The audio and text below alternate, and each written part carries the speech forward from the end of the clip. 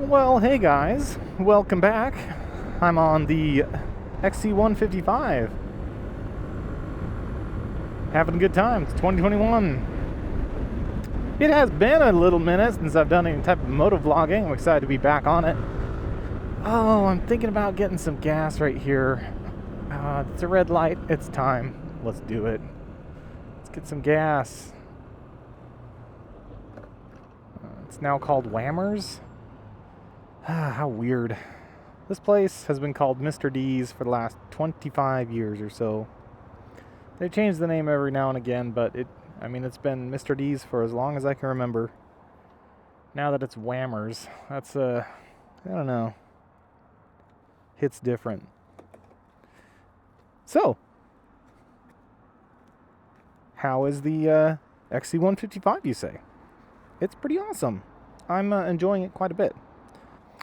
So I've got 55 miles on this particular gas tank. Let's get some 88 in there. That's it. 0.7 gallons of gas. Oh man, that's we're spending now $2.21. Yeah, sure, why not? Get a receipt. So the big thing that I'm thinking about is, how is this CVT? When it's not warm, the CVT is so gutless. And the thing that I have to really kind of remember is that you really have to gun it super hard when you first get started, like 6,000-7,000 RPM, just to get the belt attached. And it's a super different experience, but I have been really enjoying this as like a around town commuter. Whoa, what was that? Hit a bump. Now we're good. It's been a great little like around town commuter vehicle. See if we can hit this. But that's like as fast as I can accelerate off the line. And it climbs pretty quick. Like we get going the speed limit pretty quick, but it doesn't feel like it's fast because you're not shifting any gears. It just climbs and climbs and climbs. So it's a very interesting experience. Oh, look at this sweet Tesla dual motor.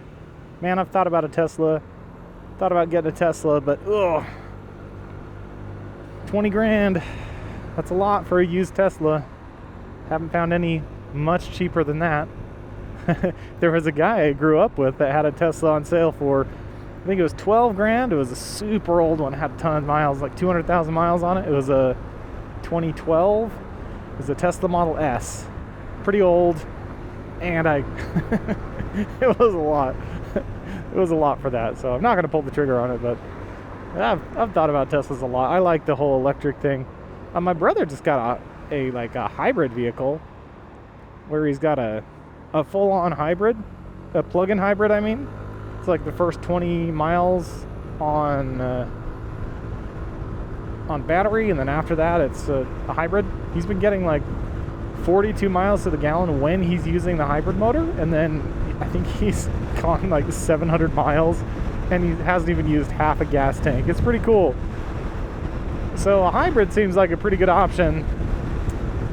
And there's been some conversation about whether a hybrid just kills the motor because the motor's only running some of the time. But there are hybrid motors out there with hundreds of thousands of miles on them. I think as long as you get I think we pretty much solved the hybrid problem. And it seems to be one of those things that, if you don't go full anything, it seems to be the answer. But, I mean, if you have a full-on electric vehicle and you have a charger at home, it's kind of hard to beat that in terms of efficiency. The hard part that I have a hard time getting over with is the insurance for them. They're so expensive on the insurance. And then repairs. Repairs are super expensive as well. I was just talking to my mechanic who has I believe he has a 2024 or 2025 Tesla.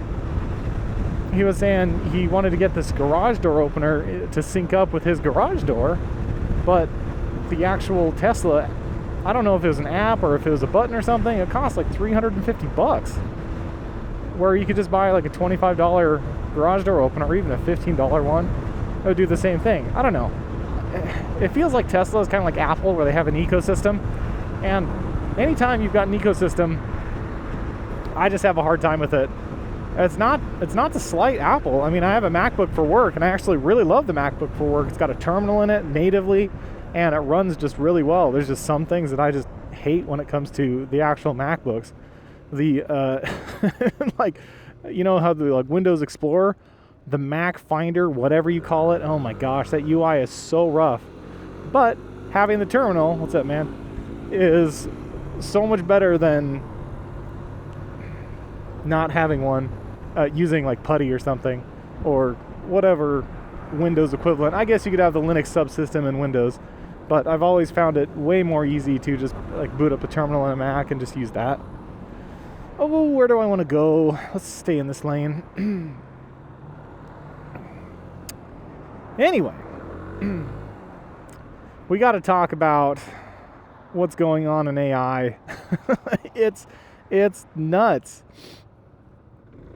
I don't know if you've seen the prices for memory lately, but they're like 6 times what they are normally. Buying 128 gigs of RAM for your system, forget about it. Buying 64 gigs for your system is hard. I have 32 gigs in my system. I didn't realize that I was buying generational wealth. You know, the kit that I have, I think, is $600 now. I bought it for $90. It's crazy. Also, I read a report today talking about Western Digital. Western Digital is a hard drive manufacturer, where they just manufacture hard drives for us and companies and data centers. Apparently, they're entirely sold out for 2026, mostly by 7 large data center, either data center manufacturers or data center, just to go into data centers. So on the enterprise side, 95% of what they're selling is going to enterprise. Only 5% of what they sell is going to consumers like you and me. So that means if you buy a hard drive, 19 other hard drives are going to someone else. Crazy. Oh my gosh. So that does a lot of things. One, it makes it so if you feel like a company really doesn't care whether or not you buy something, especially from an electronics perspective, it's probably because they don't. Probably because 95% of their business is going to like an enterprise class data center. It is nuts. So I don't know if you've taken a look at storage. NVMe storage is getting extremely expensive now, but even hard drives I feel like are going to get pretty expensive. So if you find a deal on one, I don't know, if you need storage, get it now. I'm kind of chilling until about 2028, maybe even later. I don't even know at this point like what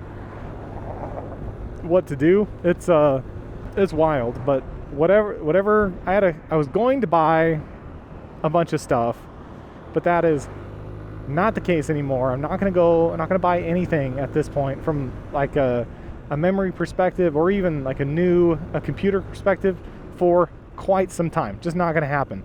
Oh, this is interesting. Got a big new development. This used to all be farmland. Bumpity. Yeah, this used to all be farmland when I was growing up. A long time ago, I was riding around on an 883 Harley Davidson Sportster. And I had my guitar strapped to my back and I was teaching guitar out here. Pretty fun. Seems like a lifetime ago though. Probably because it was 20 years ago. My goodness, has it been 20 years already? No, it's only been like 17 years. Still, that seems like a long time. I can't believe I can say that things are 15, 20 years ago. Yeah, it used to all be this. It used to all be farmland. And not even this. I guess this plot was sold. This is what it used to be like. Just like this. It used to be just alfalfa or hay or straw or, wheat, whatever. It was just, they just had whatever out here. It was just great. Yeah. Appreciate you coming along for the ride. If you get a chance, man, the XC155, the one with the floorboards, or the S-Max by Yamaha, pretty awesome scooter. I would 100% recommend it. But until next time, thanks for watching. I'll see you in the next one. Bye now.